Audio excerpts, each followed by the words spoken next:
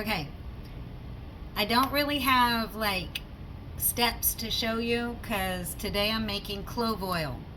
Um, Having the clove already infused in the oil makes it handy for me to use it as is or create salves and creams and poultices and whatever.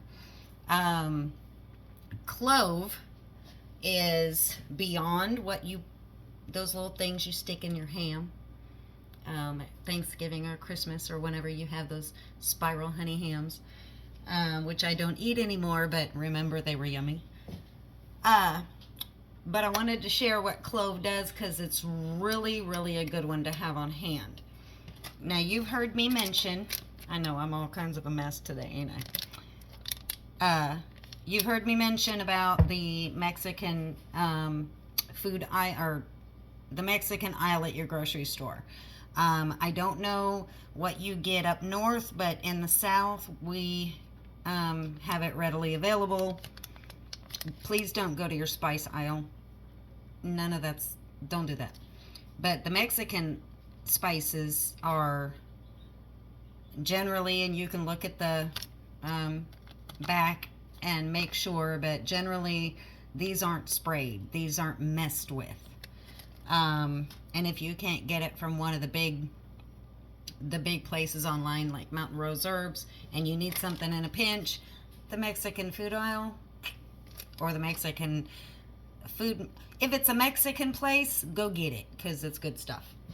But okay, so cloves are antibacterial like many, many other things. The flavor is very, very strong, so it doesn't really take much. It can last a long time because of that. My favorite tea when I go out shopping or whatever is a chai tea, and it has clove in it, along with lots of other yummy stuff. But cloves also contain fiber. Do you know that? You know, if you're in a place where you can't get, the proper nutrition or whatever, you're having issues, you can get your fiber from that. You can take the oil that you've made or even just a clove, put it in some water, drink it. There's lots of different ways that you can do that. They're very hard. Once they're dried, they're very, very hard. So they do need crushed up. So if you have a mortar and pestle, if you're not begging out, I just put it through my food processor. Just got a Ninja one. It's badass. I'm excited. But cloves have a lot of different benefits, and I don't even have the full list here, but it's an analgesic, which means it helps with pain. It is the absolute best thing when you're having oral issues, mouth, teeth.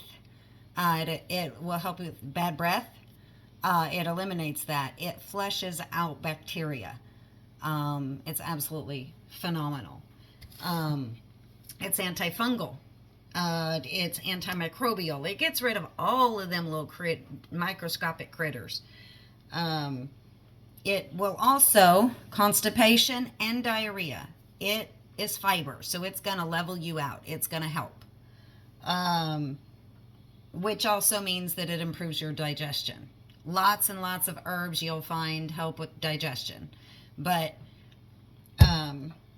if you put just a little bit, like a clove or like a teaspoon of clove infused oil into a cup of water and drink that, you're getting your fiber, you're getting your painkiller, you're getting rid of your bad breath, all of it. It's going to do all of it. So whatever form you choose to do it in or to take it, you can take it in a pill. They have clove pills. Make your own clove pills. With this, cloves, like I said, even crushed up, it's very hard. It's not like a leaf. So it's going to take a little bit longer to infuse.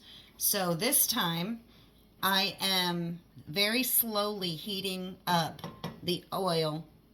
I'm using olive oil. Put the cloves in there, and it's like just above the lowest setting. I'm doing this real slow. I'll probably have it on here for about an hour. It won't come close to boiling or getting too hot because it's on the lowest setting. After that, I'm going to put it in my mason jar. I'm not going to strain it out. I'm going to put it in my mason jar, and I'm going to leave it for probably a week, maybe 2. Depends on if I remember that it's there. My basil tincture, I think I had that in here for 3 months. I just remembered it today when I was cleaning my shelf. So now I have that. The longer it sits, it's okay. It doesn't hurt anything as long as you're not opening and closing and all of that. If it's left alone, it's fine.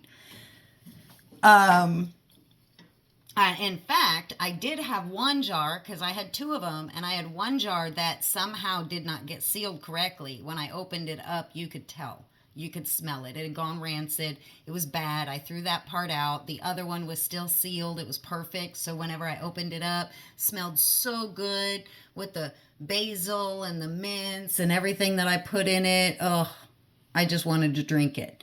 Don't do that. But this is going to be on here. I used probably 2 cups of oil with 2 of these little bags ground up of clove. Probably a 1/4 cup between the 2 bags. Slowly heat it up for about an hour. Leave it in your jar. With this, you can put it in the sun. But since I've already heated it up, I'm not going to do that. I'll put it on my shelf and leave it there for a couple of weeks. And then when I'm done, I'll strain it out and I'll have my oil. I'm going to put it in a tall and dark colored, always use dark colored bottles, glass.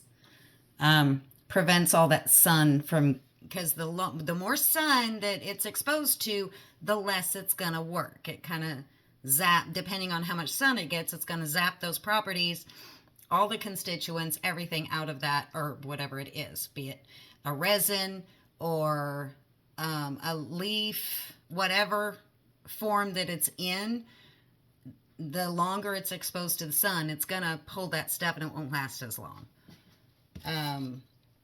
But clove oil, seriously, if you're on the go and you got a little tube of it and you get a toothache, or you fall down and break a tooth and it hurts and you can't get to a dentist, whatever the case may be, you stick some of that on there.